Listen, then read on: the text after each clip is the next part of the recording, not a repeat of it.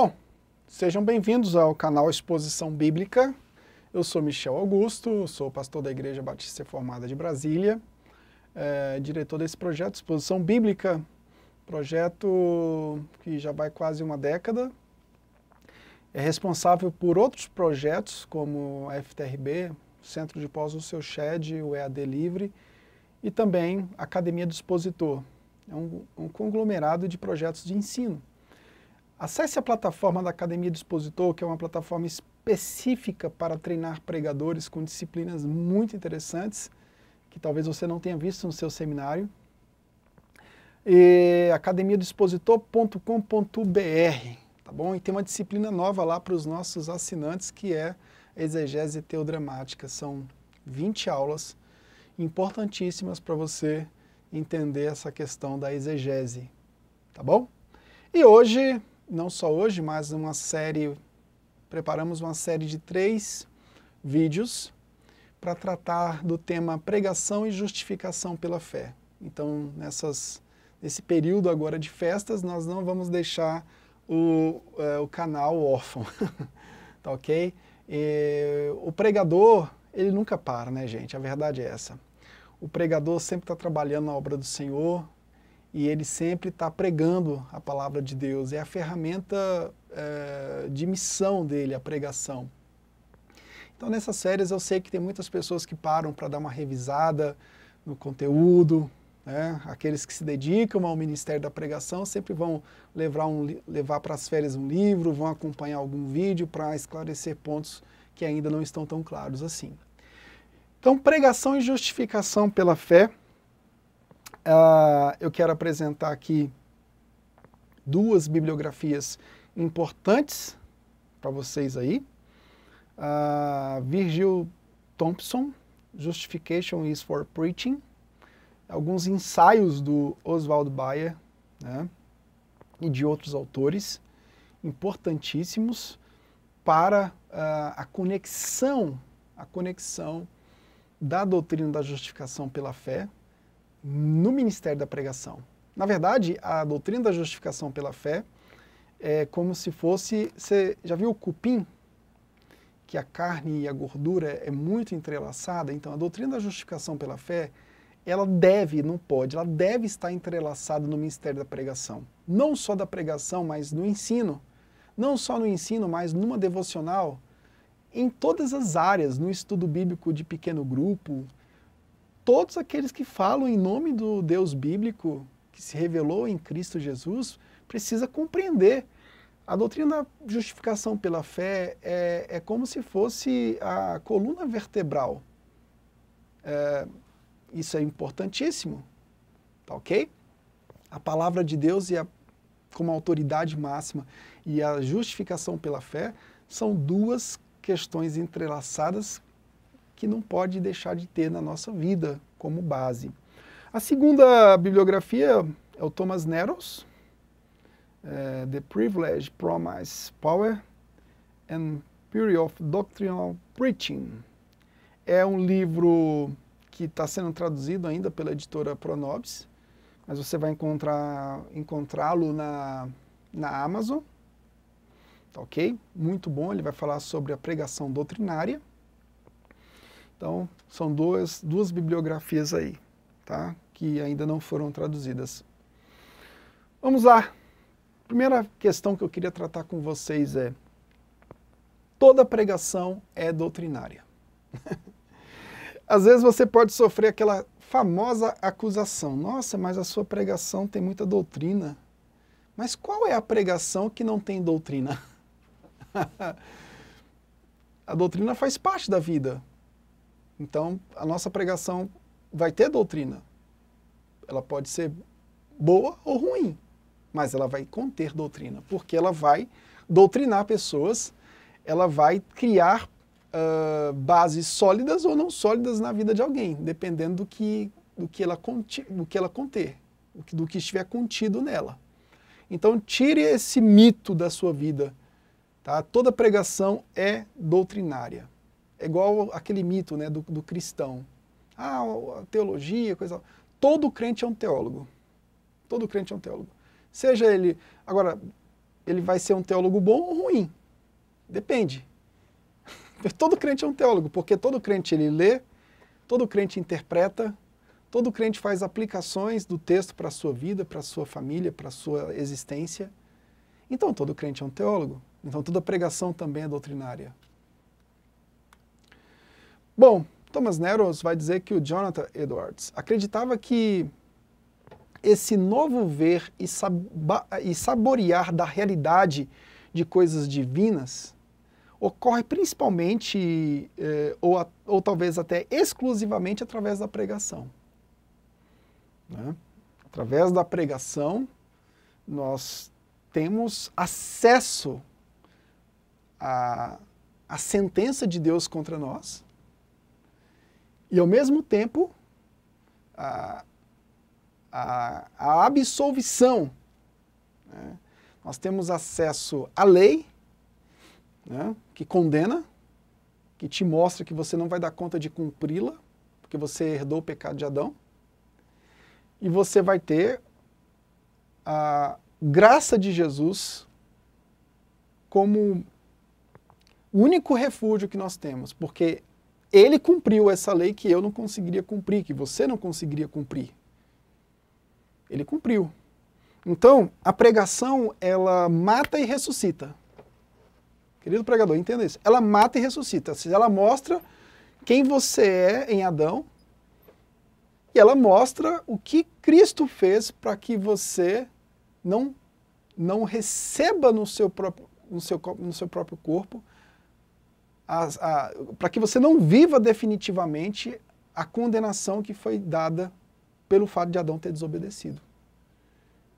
Então ela mata e ressuscita. Ela condena e justifica. Então a pregação ela tem que fazer isso. Porque se ela não faz isso, se ela só mata, né? Bom, e aí, o que aconteceu? Você não pregou. Se você só mostra a condenação, você não pregou. Se ela somente mostra uma graça, sem apontar a condenação, ela também se torna capenga. Né? Então, isso é importante. E o Jonathan Edwards, ele trabalhava a pregação doutrinária e ele trabalhava muito bem a necessidade do pregador, né, claro, na ação do Espírito, através da palavra, penetrar os afetos dos seus ouvintes e não apenas mudar-lhes o pensamento. Então, Jonathan Edwards, ele insistiu que a pregação tinha que ter um conteúdo cognitivo, mas esse conteúdo cognitivo, doutrinário, ele teria que mudar, ele teria que influenciar não só no aspecto do entendimento, mas ele teria que trabalhar os afetos. Tá? Isso é muito importante para a nossa teoria da pregação expositiva.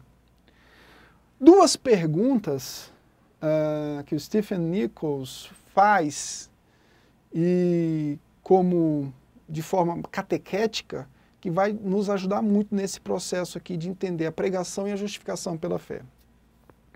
Primeira pergunta é, como podemos ser salvos? Né? Como podemos ser salvos? Bom, Romanos 3:23 diz que todos pecaram e destituídos estão da glória de Deus. Pecamos em Adão. O pecado de Adão trouxe a condenação. Só que, mesmo Romanos capítulo 5, versículo 1 diz que justificados, pois, mediante a fé, temos paz com Deus por meio de nosso Senhor Jesus Cristo. Então, em Romanos a gente vai identificar exatamente isso.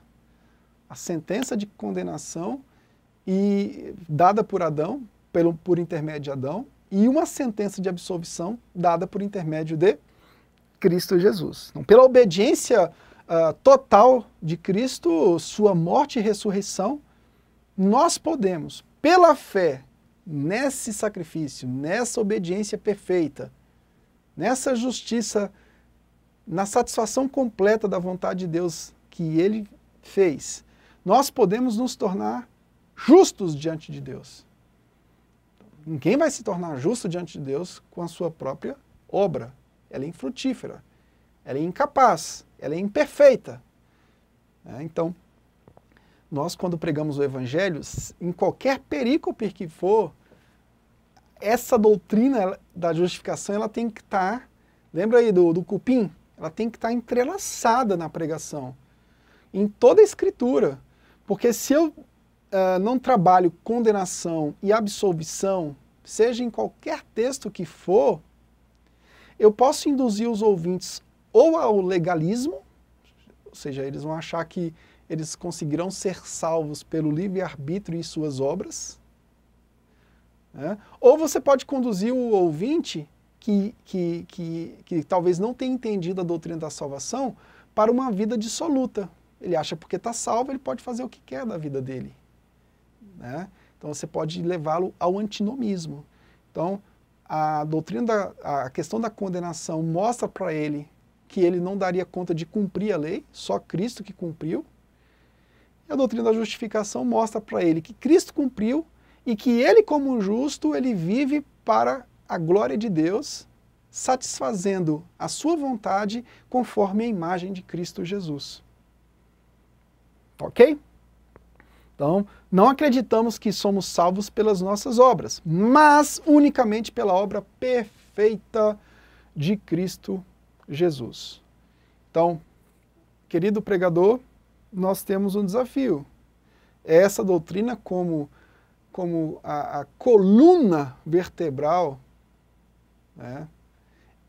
de toda a nossa história redentiva precisa permear a nossa fala, o nosso ensino, porque senão o nosso ensino vai ficar fadado a desmerecer, primeiro, o que Deus fez com a desobediência de Adão, ou seja, gerou morte, desobediência dele, porque Deus falou com ele, não faça porque você vai morrer, e desmerece também a graciosidade da promessa feita lá em Gênesis 3,15, da descendência da mulher, sugeria, foi da descendência da mulher que surgiu o nosso Salvador, que pisou na cabeça da serpente.